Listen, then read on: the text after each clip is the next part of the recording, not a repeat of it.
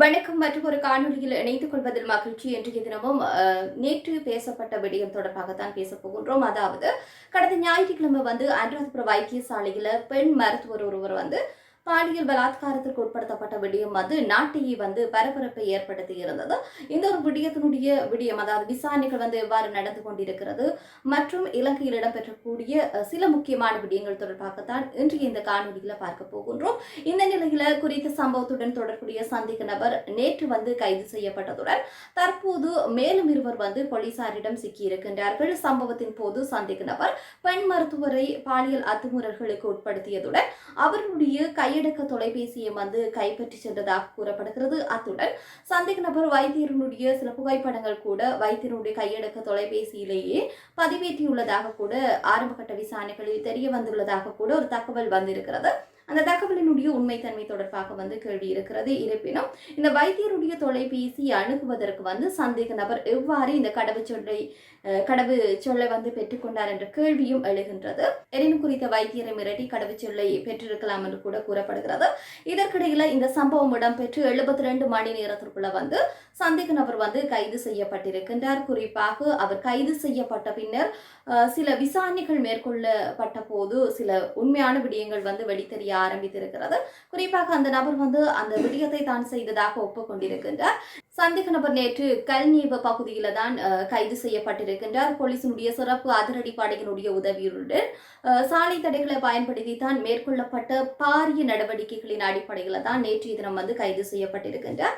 போலீசார் சந்தேக நபரிடம் நடத்திய விசாரணைகள் போது சில விடயங்கள் வெளித்தெரிய ஆரம்பித்திருக்கின்றன. இதே நேரத்தில் சந்தேக நபர் இந்த குற்றத்தை செய்ததாகவும் ஒப்புக்கொண்டிருக்கின்றார். இதே நேரத்தில் தான் அந்த வைத்தியசாலைக்கு எதிரே இருந்த ஒரு தேநீர் கடையில தேநீர் அருந்திக் கொண்டிருந்ததாகவும் பின்னர் அவரை பார்த்து பின்தொடர்ந்து சென்றதாகவும் இந்த குற்றத்தை செய்ததாகவும் அவர் ஒப்புக்கொண்டிருக்கின்றார். இதன் பின்னர் அவருடைய அலுவலகத்தில் இருந்து கையடக்க தொலைபேசி மற்றும் பணப்பை திருடியதாகவும் ஒப்புக்கொண்டிருக்கின்றார். ஆரம்பகட்ட விசாரணைகள்ல தான் இந்த ஒரு விடயம் தெரிய வந்திருக்கிறது. குறிப்பாக சொல்ல போனால் இந்த திருடப்பட்ட பணப்பையில் மீட்கப்பட்டிருக்கிறது. ஆனால் அந்த பணப்பையில இருந்ததோ 120 ரூபாய் என்று சொல்லப்படுகிறது. இப்படியாக பல்வேறுபட்ட ரீதியில இந்த விசாரணைகள் இடம்பெற்றிருக்கக்கூடிய தகவல்கள் இயல்பாகவே வெளித்தெரியக்கூடியதாக அமைய பெற்றிருக்கிறது. அதே நேரத்தில் இந்த ஆரம்பகட்ட விசாரணைகள்ல சந்தேக நபர் ஒரு ராணுவ சேவையில் ஈடுபட்டிருந்ததாகவும் பின்னர் தப்பி சென்றதாகவும் பின்னர் அவர் தேரராக இருந்ததாகவும் போதைப் பொருளுக்கு அடிமையாக இருந்ததாகவும் இப்படி பல்வேறுபட்ட ரீதியில குறித்த சந்தேக நபர் தொடர்பாக முன்வைக்கக்கூடிய விடயங்களாக இருக்கிறது.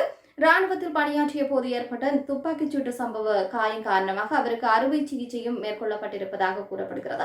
மேலும் அவர் கல்நேவாவில் அனுமதச்சி என்ற பெயரில் ஒரு துறவியாக இருந்ததாக நியமிக்கப்பட்டதாக கூறப்படுகிறது.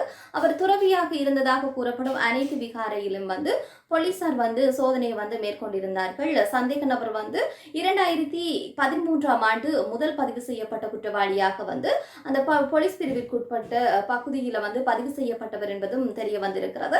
இந்த போலீஸ் விசாரணைகள்ல அவர் பெரும்பாலும் வீடு புகுந்து திருடியதாக கூறப்படுகிறது. அவருடைய அந்த விடயங்கள் குற்றங்களை பார்க்கின்ற போது வீடுகளுக்குள்ள போய் திருடக்கூடிய ஒரு நபராகத்தான் இருந்திருக்கின்றார். மற்றும் ஒரு குற்றத்திற்காக சிறையிலிருந்து வெளியே வந்த பிறகு அவர் இந்த குற்றத்தை செய்தார் என்பதும் குறிப்பிட வேண்டிய ஒரு விடயமாக இருக்கிறது.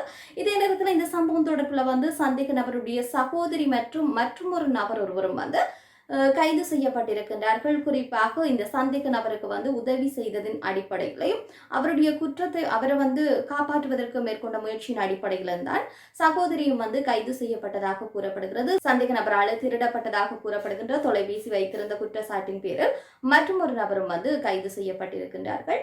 இதுதான் இந்த ஒரு சம்பவத்தினுடைய இந்த விசாரணைகள் இடம்பெற்றக்கூடிய விடயங்களாக இருக்கிறது. இதே நேரத்தில் இந்த குற்றங்களுக்கு பின்னால் இருக்கக்கூடிய அதாவது இந்த மிக கடுமையான ஒரு சட்டங்களை நடைமுறைப்படுத்தப்படுகின்ற போதுதான் இவ்வாறான குற்றங்கள் எரிவரும் காலங்களில் நடக்காது என்பதும் குறிப்பிடத்தக்கது. இதே நேரத்தில் இந்த மேலதிக விசாரணைகளை போலீசார் மேற்கொண்டு வருகின்றார்கள். இது தொடர்பான விசாரணைகள் இடம்பெற்றுக் கொண்டிருக்கிறது.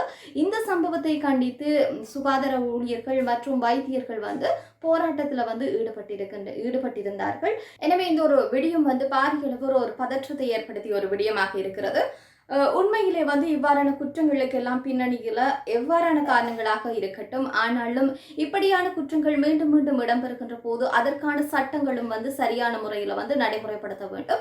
மிக கடுமையான சட்டங்கள் கொண்டு வரப்படுகின்ற போதுதான் அதற்கு எதிராக ஒரு பயமோ அச்ச உணர்வோ வந்து குற்றத்தை செய்பவர்களுக்கும் வந்து இருக்கக்கூடியதாக இருக்கும். எனவே இப்படியான பாரதூரமான விளைவுகளை ஏற்படுத்தக்கூடிய வகையில, குறிப்பாக பெண்களை பாதிக்கக்கூடிய வகையில வந்து இவ்வாறான மிக கடுமையான விடயங்கள் இடம்பெற்றுக் கொண்டிருக்கின்ற அதே நேரத்தில் இதற்கு எதிரான மிக கடுமையான சட்டங்களை கொண்டு வர வேண்டியதும் வந்து அரசாங்கத்தினுடைய கடப்பாடாக இருக்கிறது. இதே நேரத்தில் அடுத்த ஒரு விடயம் சொல்லி சொன்னா, தேசபந்து தென்னக்கோன் தொடர்பான ஒரு விடயம் வந்திருக்கிறது. அதாவது உங்களுக்கு தெரியும், தேசபந்து தென்னக்கோன் வந்து இன்னும் வந்து அவர் வந்து கைது செய்யப்படவில்லை. இது தொடர்பான விமர்சனங்களும் அரசாங்கத்தின் மீது முன்வைக்கப்பட்டுக் கொண்டிருக்கிறது. இந்த நிலையில தற்போது தலைமறைவாகியுள்ள முன்னாள் போலீஸ் மா அதிபராக இருக்கக்கூடிய தேசபந்து தென்னக்கோன் வந்து விரைவில் வந்து நீதியின் முன் நிறுத்தப்படுவார்னு சொல்லி சமூக வலுவூட்டல் அமைச்சராக இருக்கக்கூடிய பேராசிரியர் உபாலி பன்னிலகை வந்து நம்பிக்கை வெளியிட்டிருக்கின்றார். அதாவது தேசபந்து தென்னக்கோன் தொடர்பாக அவர் ஒரு விடயத்தை சொல்லி இருக்கின்றார். கைது செய்ய பல குழுக்கள் வந்து விசாரணைகளை முன்னெடுத்திருப்பதாக கூறியிருக்கின்றார்.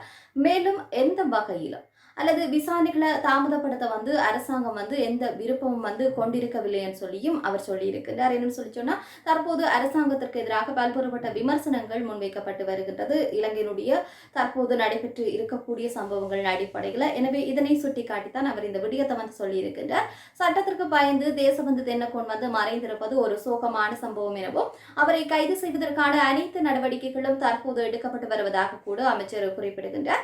2013 ஆண்டு டிசம்பர் மாதம் 31ஆம் தேதி வெலிகம பகுதியில் இடம்பெற்ற துப்பாக்கிச்சூட்டு சம்பவம் தொடர்பில் தான் தேசபந்து தென்னக்கோன் வந்து அவர் உள்ளிட்டவர்கள் வந்து கைது செய்து முன்னிலைப்படுத்த வந்து மாத்தறை நீதிமன்றம் வந்து உத்தரவு பிறப்பித்திருந்தது. கடந்த 28ஆம் தேதி வந்து இந்த உத்தரவு வந்து வழங்கி இருந்தது. எனினும் வந்து தேசபந்து தென்னக்கோன் வந்து தற்போது வரையில தலைமறைவாகி இருக்கிறது தான் ஒரு முக்கியமான விடயமாக இருக்கிறது. என்ன சொல்லி சொன்னா, முன்னாள் போலீஸ் மா அதிபராக இருக்கக்கூடிய ஒரு நபர் வந்து தலைமறைவாகி இருக்கிறார். இது இலங்கை வரலாற்றில் ஒரு மிக முக்கியமான ஒரு கருப்பு புள்ளியாக கூட பார்க்கலாம். இதே நேரத்தில் இவரை தேடுவதற்கான விசேட போலீஸ் குழுவினர் வந்து ஈடுபடுத்தப்பட்டிருக்கின்றார்கள்.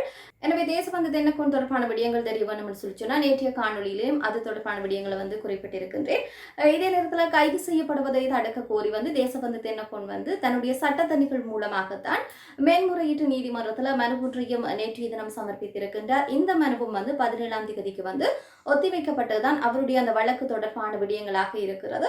இதே நேரத்தில் இவ்வாறான பல்வேறுபட்ட விடயங்கள் வந்து இடம்பெற்றுக் கொண்டிருக்கின்ற போது இந்த முன்னாள் போலீஸ் மா அதிபர் தேசபந்து தென்னக்கோனை வந்து உடனடியாக கைது செய்ய வேண்டும், அவரை வந்து சட்டத்தின் முன் நிறுத்த வேண்டும் என்ற ரீதியிலையும் பல்வேறுபட்ட ரீதியிலையும் வந்து கருத்துக்களை வந்து எழுப்பப்பட்டு கொண்டிருக்கிறது அரசாங்கத்திற்கு எதிராக. இந்த ஒரு நிலையில தான் இந்த பிடியாணையும் வந்து பிறப்பிக்கப்பட்டிருக்கிறது. இது ஒரு மிக முக்கியமான ஒரு விடயமாக பார்க்கப்பட்டது. இந்த இரண்டு சம்பவங்களின் அடிப்படையில் நாட்டினுடைய பாதுகாப்பு தொடர்பில் வந்து கேள்வி எழுப்பப்பட்டிருக்கிறது. இதற்கு முன்னே நீதிமன்ற வளாகத்திற்கு நடந்த துப்பாக்கிச்சூடு சம்பவமாக இருக்கட்டும், இவ்வாறாக கடந்த சில தினங்களாக நாட்டில் இடம்பெறுகின்ற குற்ற சம்பவங்கள் அதனோடு தொடர்புடையவர்களுடைய பின்புலத்தையும் நோக்குகின்ற போது நாட்டினுடைய பாதுகாப்பு வந்து கேள்விக்குள்ளாக்கப்பட்டிருக்கிறது. இலங்கையில் பாதாள உலக குழுக்களுடைய செயற்பாடுகள் ஒரு புறம் இருக்க, தற்போது பெண்களுடைய பாதுகாப்பு தொடர்பிலையும் வந்து கேள்வி எழுப்பப்பட்டிருக்கிறது. ஒட்டுமொத்தத்துல இவை அனைத்தையும் வைத்து பார்க்கின்ற போது கடந்த வருட ஆட்சியை பொறுப்பேற்றுள்ள அனுர அரசாங்கமானது குற்றவாளிகளை கைது செய்வதற்கான திராணியற்றவர்களாக இருக்கின்றார்களா என்ற கேள்வியும் ஒரு ஆதங்கமும் வந்து மக்கள் மத்தியில எழ ஆரம்பித்திருக்கிறது. இப்படிப்பட்ட பல்வேறுபட்ட பின்னணிகள இந்த குற்றவாளிகளை உடனடியாக கைது செய்வதற்கான ஒரு முக்கியமான விடயங்களை வந்து மிக விரைவாக மேற்கொள்ள வேண்டியது அரசாங்கத்தினுடைய ஒரு கடப்பாடாக இருக்கிறது. இந்த அரசாங்கம் எவ்வாறான செயற்றிட்டங்களூடாக மக்களுடைய நம்பிக்கையை வந்து கட்டியெழுப்ப போகிறது என்பது தொடர்பாக பொறுத்திருந்துதான் பார்க்க வேண்டும். மற்றும் ஒரு காணொலியில் சந்திப்போம். நன்றி.